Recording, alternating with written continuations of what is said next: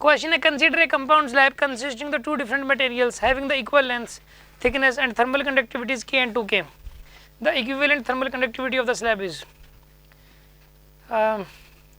इसके अंदर ये नहीं बता रखा सीरीज है कि पैरेलल है, ये सबसे बड़ी प्रॉब्लम है। तो इसमें एक बार सीरीज मान के सोल्व कर लो, एक बार पैरेलल जो आंसर मैच करे वही हो जाएगा। इस केस के अंदर दोनों ऑप्शन में नहीं होंगे, फिर इस क्वेश्चन में एरर है। इसका मतलब एक ऑप्शन तो होना जरूरी है इसके अंदर। देखो आप ऐसा करो, एक बार सीरीज में मान लेते हैं हम लोग, सीरीज में मान लेते हैं हम लोग।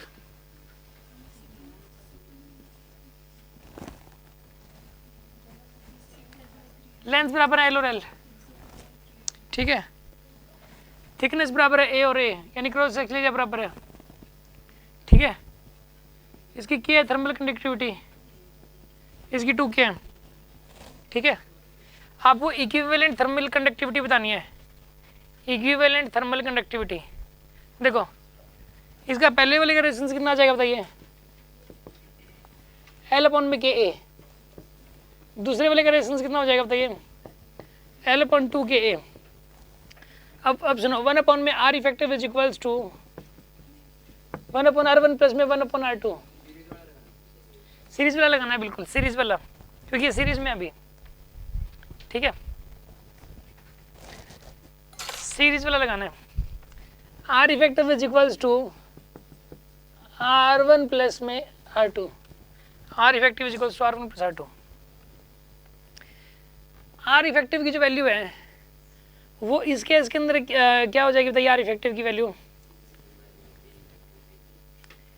L बाई में 2L आ जाएगा, K effective into A is equals to पहले वाले का रेजिस्टेंस L अपॉन में KA प्लस में दूसरे वाले का L अपॉन में 2KA, ठीक है। L से L गया, A से A गया, ठीक है।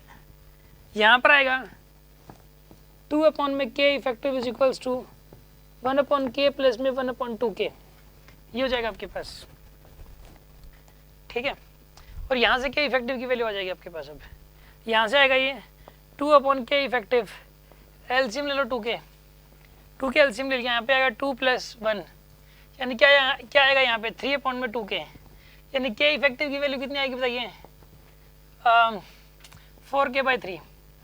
ये आ गया, सीरीज में है तो 4K/3 आ जाएगा, ठीक है। आंसर मैच कर रहा है तो वही हो जाएगा, दूसरा मैच नहीं करेगा पक्का है।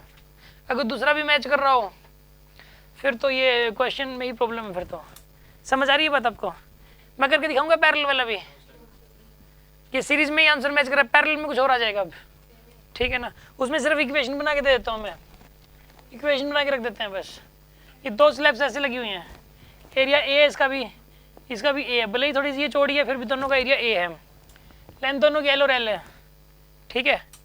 अब एक बात बताइए, यहाँ पे R1 की वैल्यू क्या है, यहाँ पे L अपॉन में KA, R2 की वैल्यू क्या है यहाँ पे L अपॉन में 2KA, ये आएगा यहाँ पे दूसरे वाले का रेजिस्टेंस हो जाएगा L अपॉन 2KA।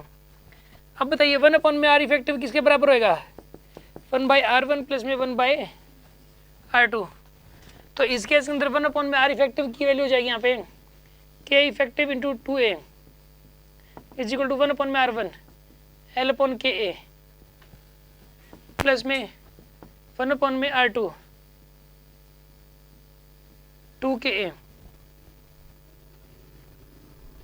ये सॉल्व कर लीजिए आप, नहीं ये L लेंथ आएगी L,